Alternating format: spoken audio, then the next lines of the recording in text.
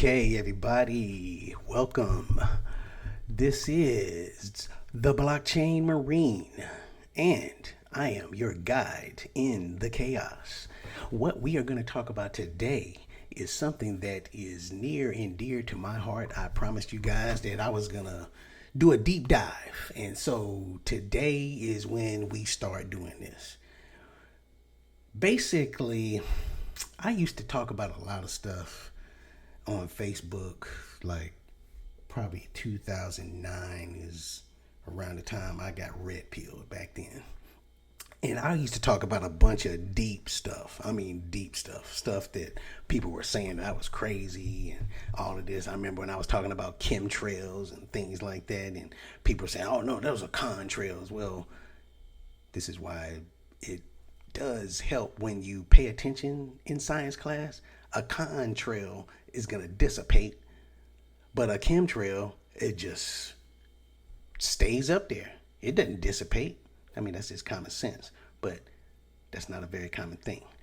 Now, that's not even what we're here to talk about. That's a whole nother thing. But what we are here to talk about, I'm seeing so much stuff going on around the world. And I think we need to kind of figure out, how did we get here? How did the money get to where it is today, folks? I mean, this is crazy when you think about it. How do we get to the point where nations can basically just shut other countries down financially and all of this other stuff? I mean, it's kind of wild. I mean, when you think about it, we hate the system that is in place, but a lot of us don't even know how we got here.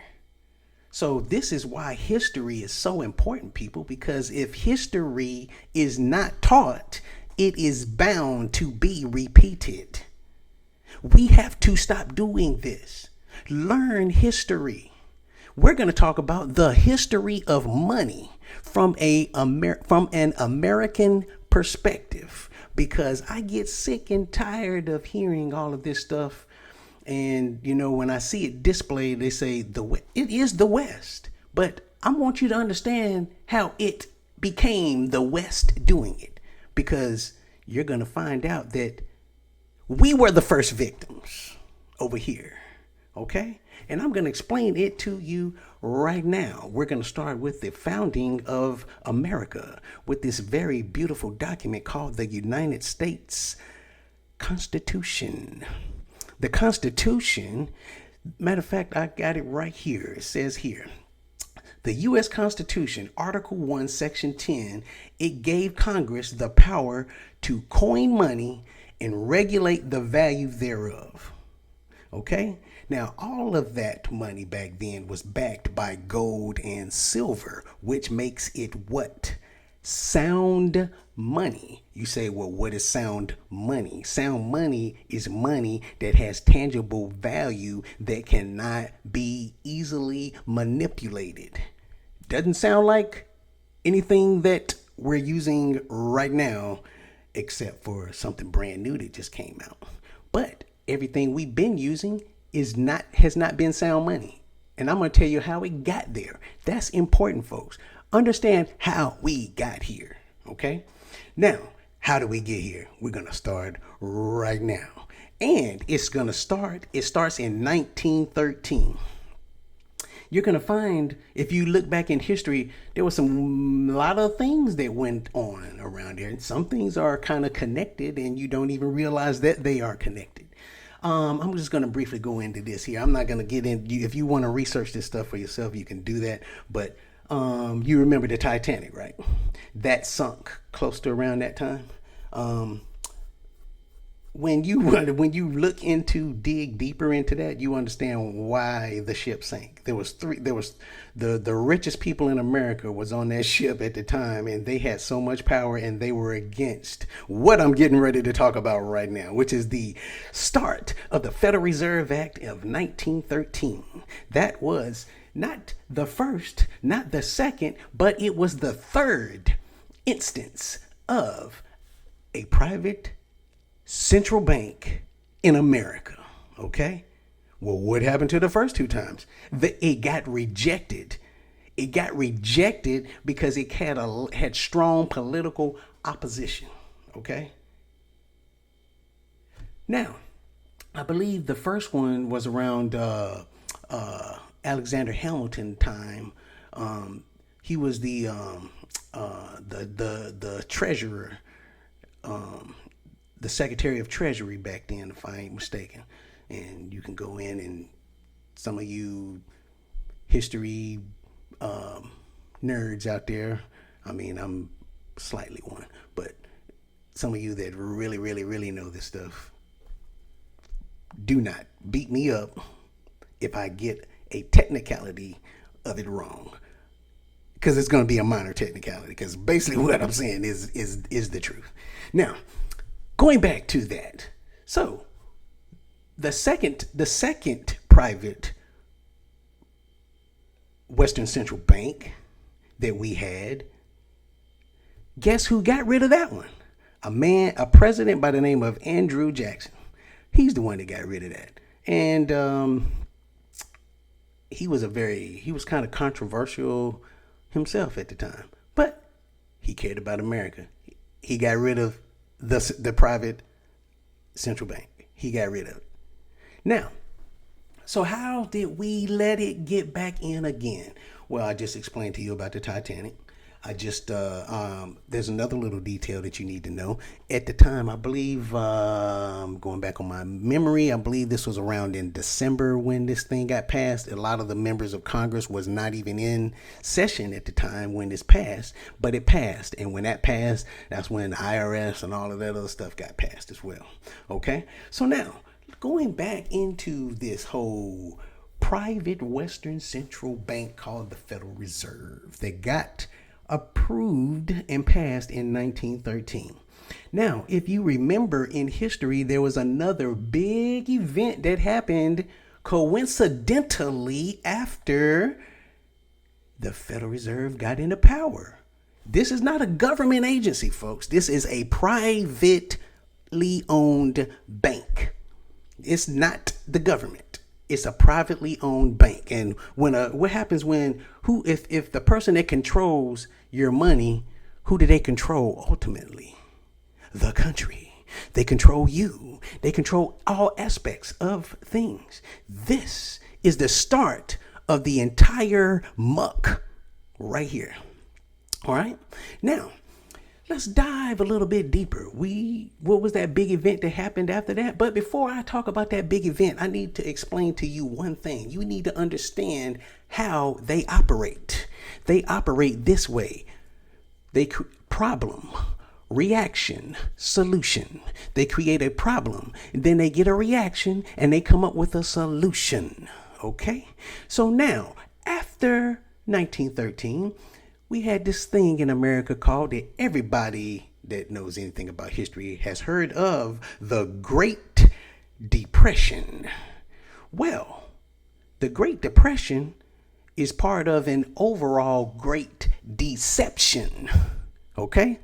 The Great Depression happened, and guess what happened? They created a problem, and they damn sure got a reaction on that. And that reaction led them to do what? They came out with this solution. The solution that they came out with was by this guy by the name of President Franklin Delano Roosevelt. Okay? He, in 1933, with Executive Order 6102, look it up, folks. That was when he banned the private ownership of gold. Yes, folks, gold. So everyone had to turn in their gold at that particular time. All right. Now, when they did that at that particular time, turning in their gold, I believe it was for around like about $20 and some change per ounce. Okay? Per troy ounce. Now, a few months later, after everyone turned in their gold, they increased the value of gold to $35 per troy ounce. What did that do? So you turned in your gold and you got this certificate of value for your gold of $20 and some change. When they reevaluated gold at $35 per troy ounce, what did that do? Essentially, you just gave away what the valuable part. So you just turned your gold in for 20. Your value is what's on that piece of paper, which is $20. When they raised it up, that was instant devaluation of the money. So you're already starting out behind because of that. All right. Now let's move right along. Okay. Once this happened, we now had a whole bunch of events happen in the world. We had World War I. We had World War II. Okay. Well, actually, World War I happened before Franklin Delano Roosevelt. But World War II was the big thing that came after this, okay? Now, after World War II, Europe was completely just devastated. I mean, it was done, right? Now, it's impossible for someone to just make all these. If you want to change and dominate something, you can't just do it with the snap of a finger because everybody's going to reject it. They're going to return. They're going to revolt. Matter of fact, they're gonna break out the pitchforks and they're gonna charge and storm. You cannot control that many people. They're gonna overwhelm you. So they are not stupid to do that. Okay? Now, but after World War II, Europe's devastated, right? Okay? So now, Europe needed to be rebuilt. Okay? Now, the British pound sterling was the reserve currency of the world prior to World War II. After World War II, Bretton Woods happened in 1944. And then this is when the US dollar replaced the pound sterling as the world reserve currency. Okay? And it was technically at that time could still be nations were able to redeem gold for their certificates that they when they turned in their gold. That's what Fort Knox and all that is about. All the gold got put in Fort Knox. Countries were putting their gold and they were getting the gold certificates, and because of the dollar was going to be the reserve currency. Okay, now with this particular setup, this is what put the dollar in its golden age. This is the golden age of the US dollar. Everything is just looking great and lovely, running smoothly, and I mean, everybody's happy. They got a stable currency and all of that. Yes. Then that allowed America's industrial might. We became a superpower after that. All right. America became a superpower. So this leads me to the next big event. Remember what I told you before about the problem, reaction, solution. I want you to be thinking about all of this as I'm going through these things, because you see, a lot of these things, the solution is actually what is wanted, but they cannot get the solution. The goal is the solution. But they have to create a problem and get the reaction before they can get that solution. All right? Keep that in mind as I'm going through all of this stuff. Now, we're going to talk about the next big event. In 1971, there was another big thing that happened with money. And this was the Nixon shock of 1971. Now, this is the final and most important piece of this story. Because on August 15th in 1971, President Nixon completely severed the link between the US dollar and gold. Okay. The dollar was now a fiat currency, meaning that its value was based on the faith in government and not on a physical asset like gold. It got depegged from that. All right. So now this marked the beginning of a purely centralized and truly oh shoot. This became the beginning of a purely centralized and trust-based financial system. Okay. Now, this was in the 70s is when something started happening. I used to look back at like the prices of stuff before this, and things were incredibly cheap.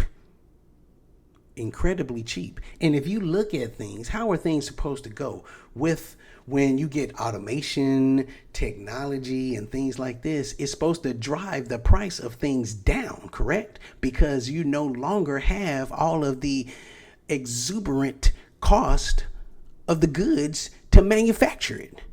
The processes, you start streamlining processes and all of this stuff like that, like the assembly line and all of that for the automobile. It made cars cheap. But, and guess what? Things should get actually cheaper over time because innovation does that. That's what entrepreneurs do. They figure out better ways of doing things. So therefore, that's what drives things. But why isn't that happening? Because of what happened in 1971, folks. We went to a fiat currency not backed by anything except for the faith in the government. And here's the other thing I want to bring up. Look at your dollar bill. That's not even our money. That's not real money. It's not our money. It says Federal Reserve note on that. That's the Federal Reserve's money. They loan it to us, and we had to pay interest on it. So for every dollar printed, that's what? You got to print another one just to pay it back. And you got to print another one again to pay that back. And you see, you will never freaking pay it off. Unless you're investing it in something that is actually going to do the opposite of that. Okay. But this is where in the 70s is when you had the woman had to go and work. So now you have both parents are working in the household. It took two incomes to make it because we had this beautiful thing, and I'm being very facetious when I say this thing called inflation. 2% inflation was expected every year. So if you put your money and you were one of those people that just put your money under the sofa and just stacked your cash, well, guess what?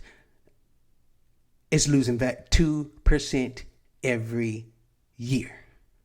So you're not getting ahead. You're actually going behind. So this is when people started, the people who were smart and who understood these things back then. That's why they invested their money.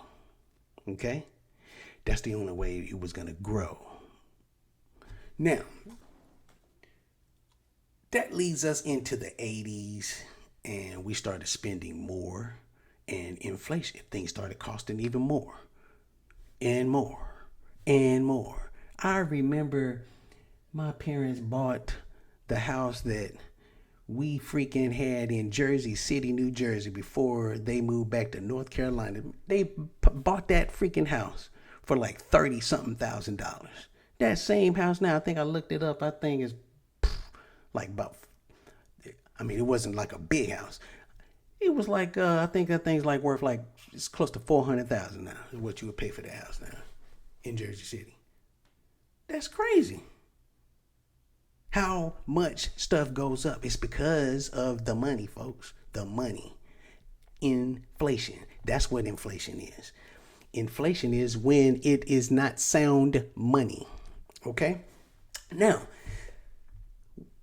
that leads us on into the 90s.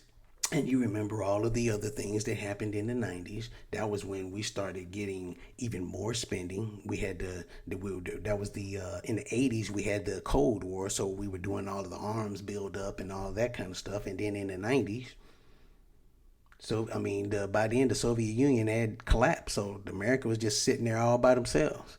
So, what is one of the big things that America does for spending? Well, I guess they needed a new rival. So,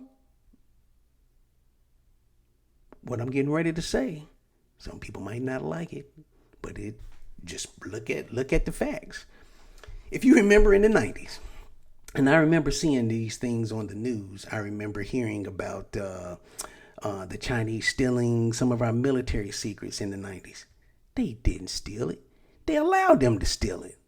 They allowed them to do. They secretly built China up to where they are, so that they needed another adversary, I guess. I don't freaking know. I don't think like these people, but I do understand the patterns and I see all of this stuff. So now, let's look at it. So now you have a new rising power, and they have now arrived. Okay, but that's just a whole nother thing. I'm gonna lead you to go down that path on your own. We're gonna get back to the money because this is about history of money, right? So this leads us to, we go on up into the 2000s. And all of the crazy, reckless spending. You remember what happened in the 2000s? That was when they were letting everybody buy homes. You would get people getting interest-only loans. I remember this was back when I was in financial services and stuff back then. And I would go sit down with couples. I remember I sat down with this one couple, and they showed me their mortgage and whatnot. They had a nice young couple. They were, I went through their stuff, whatever. It was a young white couple, actually. And went through through their whole mortgage document. And I told them, I said, well, are you aware that in 3 years, you're going to have this balloon payment here. You're going to have to pay this. And they was going to be like, they acted like they didn't know. I mean, I don't understand how you didn't know. But sometimes people are just so excited to get the house, and they're not really concerned about all the details, I guess. But that was their situation. So what I did for them was I was able to refinance the thing for them and put them in a better position. But see, they were lucky that they had somebody like me come along to help them. What happened to all the other people who didn't have that? And they weren't able to flip that house because that was what they were doing when they would get these interest-only loans. You're hoping that the value of the house would appreciate. And why was the value of the house appreciating like that? Because of the stinking unsound money that we have. That's the whole reason why that happened. So when you look at these things, you got to put everything in perspective, people. Okay? Now, when the housing bubble bursted, right? Now that's when they realized, oh well, we were too loose on lending and all that. You already knew you were too loose on lending. It was no revelation. They already knew this. So now, what happened in 2008? 2008 is when we had that financial crisis, right? And the economy went to doo-doo. I remember that clear as day because I remember I was selling cars back then. Boy, in 2007, I remember, 2007, January and February, I was making like 10,000, 12,000, 1 month back then. I was doing that. And I had made like about, I think it was, I forgot the exact amount, but I know it was over 40,000. I made over 40. I was like at about close to 45,000, I believe. By May, I was already at about 40,000. So I'm thinking like, man, yeah, I'm gonna hit six figures this year. That financial crisis hit, and let me tell you, it went to doo-doo. Doo-doo. By the end of that year, I made 58,000. So I ain't hardly make shit for the rest of the year. That was a rough year. Luckily, I'm not a splurger, so I survived it. But this is the point. Everybody should remember where you were at in 2008 when that stuff happened, because it was rough. It was very, very rough. But there was one thing, there was a response, though, to this. Okay? Now, this is where we can do the whole problem reactions, a real problem. The real problem was the money.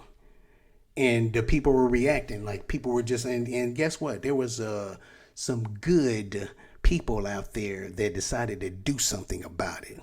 Now, that's when uh, Bitcoin came about.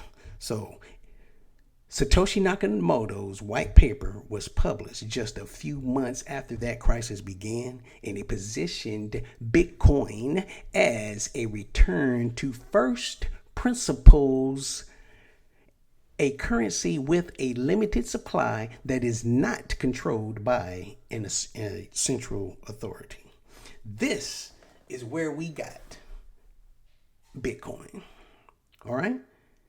Now, many of you are probably wishing that I remember seeing it on the news. I remember when you were seeing it. And it was, I remember like when Bitcoin was like only like a dollar or something. They would actually show you like you would see it, and it was like, I didn't even, and it's crazy because I'm such a technical guy back then, and I didn't bother to look into it. I didn't. I heard I'm like Bitcoin. I'm like, I'm not gonna mess with that, whatever, because I'm, thought I knew and understand all that technical stuff like that, whatever. I ain't even look at it. I should have looked at it. If I would have looked at it, I would have seen it, but I didn't. So that's a whole nother story. Now, with Bitcoin positioning itself with first principles concepts, that's the solution to the problem with money. That's how we got to where we are today. That is your history of money from the American perspective. You see, folks, we were the first ones to get had. You see? So institutions like that control governments. The people aren't running stuff. Hell, we have elections over here all the time, and what has changed? Shit hasn't changed. And it didn't matter which side got in, whether it was Republican, Democrat, it didn't matter. You just had a different side of the same exact flipping coin. Nothing changed. Nothing. So, this gets us back to Bitcoin, okay? So, Bitcoin, we already know, transparent, okay? It's sound money because it has limited supply. And the other beautiful thing about it is the sovereignty it gives you. You own your money with Bitcoin. It's not a fiat currency. It's not something that somebody can freeze your bank account and take your money. No, they cannot confiscate your Bitcoin unless you give it to them. Or you are not being smart with your Bitcoin because you don't know what you're doing. And if you don't know what you're doing, that's just as good as you might as well just stay in the old system. Because if you don't know what you're doing, then guess what? You're defeating the whole purpose of what it is for. That is what I am here to teach you, what to do with it. Okay? This is so important, folks, because it's a changing that's going on. The energy in the world is different right now. I feel it. It's people are awakening. I'm seeing all kinds. I go deep into a bunch of different things. This whole rabbit hole. Believe me, there's so many different ways you can go into it. And I'm not going to get into all of that. That'd be for another show.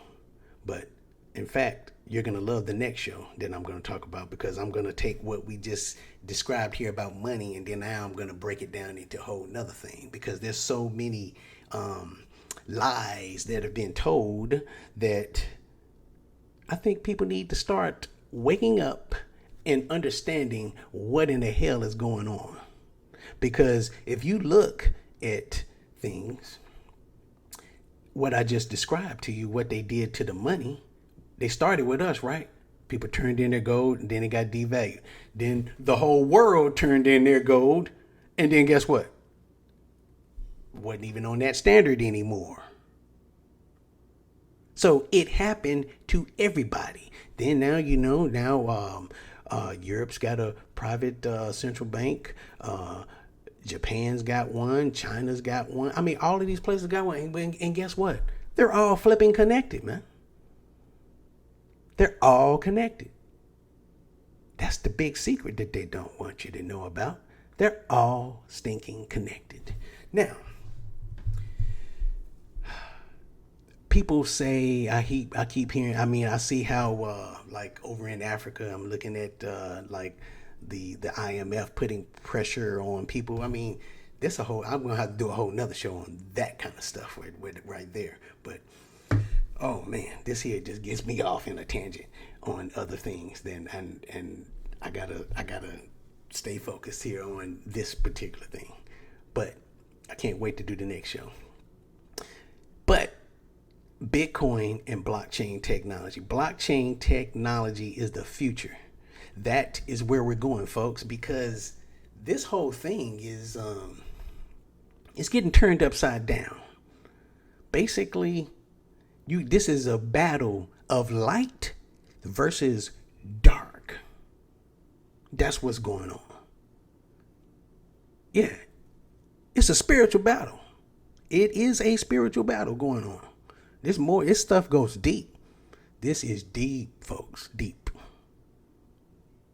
But the thing is, it's all getting turned upside down. Because what did I just tell you the answer was? Bitcoin. Coincidentally, we have a president in office right now that is for what? Bitcoin. So what does that tell you then? He obviously must not be aligned with the powers that I just told you. Isn't it funny how when he got elected the first time that his own party was against him? Remember I told you? Two sides of the same coin? That's what it was. I was excited when that happened because I already know about their asses. They just revealed themselves. I just didn't know who all of them was. I know who some of them was. But, you remember that game out in the fair? It's called Whack-A-Mole. My dad used to be good at that stuff. Boy, when we go to the fair, boy, me and my sister, boy, we would get my dad to go. We get him all hyped up. He would go over there with that freaking mallet, boy. He'd get over there on that whack-a-mole. He'd be whacking the shit out of them moles, boy. He'd be getting them tickets like crazy, boy. My dad was real good at that game. Them heads start popping up, bam, he pop it, bam, pop, pop, pop, pop, popping them. That's what was happening when he got elected the first time. The heads were popping up, and I was like, okay, there you go, okay. I was seeing all of them. They were popping up. And then guess what happened after they popped up? They revealed themselves, folks. And here's the other thing. There was a lot of them that were still in there. They kind of waited. They were subtle. But they even revealed themselves even. So a lot of them have already been exposed. We already know who the players are on both sides. Okay? So it's no mystery or any kind of thing, whatever. They don't have your best interest in mind. They don't. You have to look at what people do. Quit listening to the freaking talk game. Women fall for that bullshit all the time. But they get a guy with some talk game. They come over there and talk, oh yeah, baby, you so beautiful and all this other kind of stuff, whatever. And then they go get a man the goodies, whatever. And then guess what? He gone off to the next one, whatever. And then guess what? You just created a scorned woman. And guess what that woman just did? She just took in all of that negative shit. Damaged goods. That's what's happening. Everything is just getting turned upside down. But guess what? We're going to fix the shit. We are. We're going to fix it. It's going to be rough. It's going to be a rough time. But this is why right now it is the advantageous stage for you to get into blockchain and AI. This is what's going to change the world. Now, you heard me go on my little tangent about they were revealing themselves and all of this other stuff. And so All I know is I just go by what people do. I don't care nothing about that, the lip service. I'm not sitting over here telling somebody to become this or become that because guess what? I am. I'm neither. I am an independent. I think for myself. I don't let anybody think for me. The blockchain marine is going to think for himself, okay? That's what I'm going to do. I think for me, not let anyone else think for me. You got to be an independent thinker, and that requires discipline. And you got to take personal responsibility for your own actions. And you also have to, it's about personal sovereignty, okay? That's what it's about. So if you don't want any of that, then keep your ass in the system. Don't do anything. Just stay there. Because you get what you deserve. You can't blame anybody. It's you.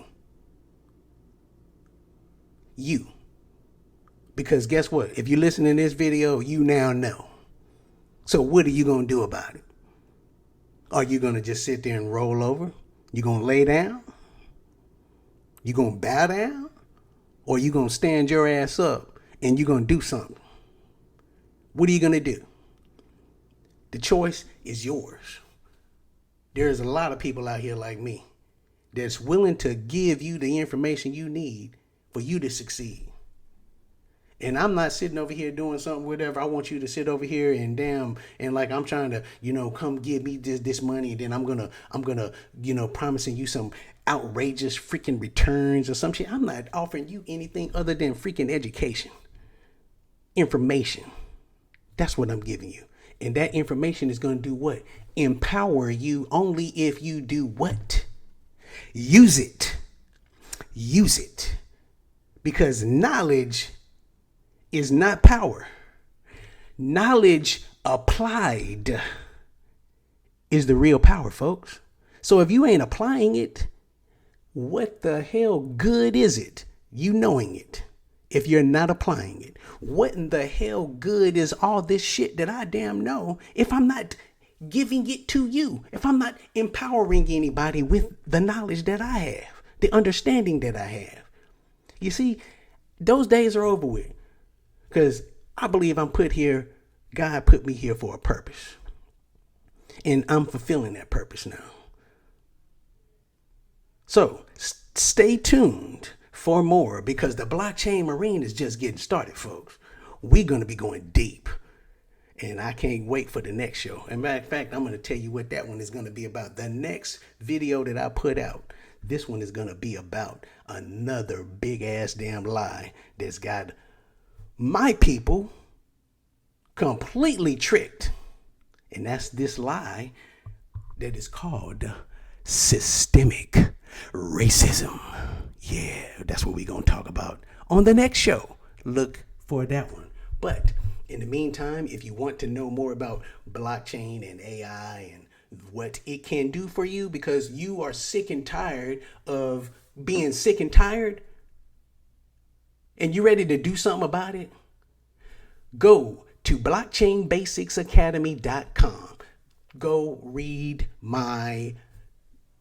the whole page. Just go look at it. See what I had to offer. You're gonna look at the price, and the first thing is probably gonna come to your mind. You're gonna be like, "Oh shit, is this thing even worth it?"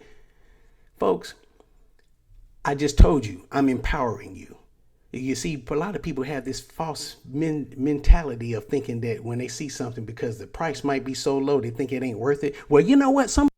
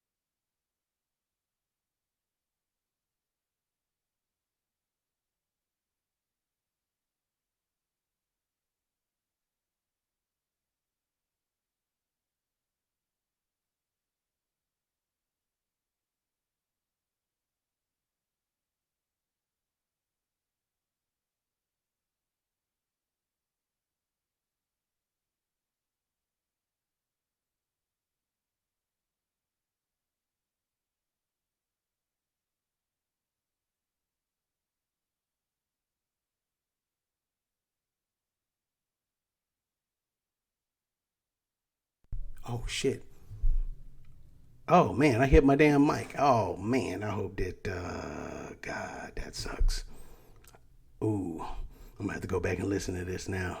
Damn. I might have just messed my whole freaking video up now with that. And I was on a roll.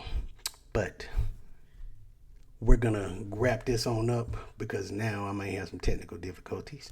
But that's how I like to keep the show as well. Raw, live like this. It ain't live, but I'm not editing anything. I'm leaving it raw for you. So you either like it or you don't. Guess what? There's a lot of other people out there on YouTube you can go listen to. But if you want the real, then you come right here. All right. Now, with that said, I'm going to get off of here and I will see you the next time. And don't forget, you want calm in the chaos? Look no further. I'm your guy. You guys have a great one, okay?